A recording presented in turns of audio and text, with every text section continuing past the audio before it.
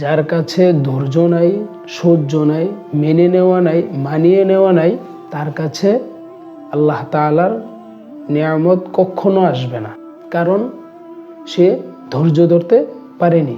আল্লাহ তাআলা কোরআনে বলেছেন, ইয়া আইয়ুহাল্লাযীনা আমানুস্তাঈনু বিস-সাবরি ওয়াস-সালাহ, হে মুমিনগণ তোমরা ধৈর্যের সাথে সালাত আদায় করো, ইন্নাল্লাহা মা'আস-সাবিরিন, নিশ্চয়ই আল্লাহ তাআলা ধৈর্যশীলদের সাথে আছেন।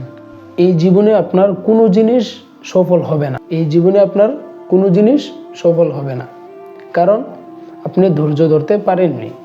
আপনি যদি ধৈর্য ধরতে পারেন তাহলে আপনার প্রত্যেকটা কাজ সফল হবে। আপনি ধৈর্য ধরতে ধরতে পুরে চৌচির হয়ে যাবেন, তারপরেও আপনি ধৈর্য ধরা ছাড়বেন না।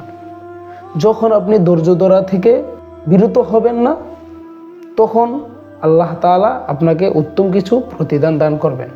কেননা আল্লাহ তাআলা বলেছেন, ধৈর্য ধরার পরেই বান্দা উত্তম কিছু পাওয়ার আশা করতে পারে। তখন আল্লাহ তাআলা বান্দাকে নৈরাশ করেন না। আল্লাহ তাআলার এই কুদরতি হাতকে প্রচার করে আল্লাহ তাআলা এই বান্দাকে মন খুলে দিয়ে দেন। অতএব আমরা জীবনে যদি সফল হতে চাই, ভালো কিছু অর্জন করতে চাই, তাহলে আমরা ধৈর্যের সাথে আল্লাহ তাআলার উপর তাওয়াক্কুল করে আমরা ধৈর্য ধরে যাব ইনশাআল্লাহ। আল্লাহ তাআলা আমাদেরকে এই ধৈর্যের দ্বারা ভালো কিছু প্রতিদান দিবে।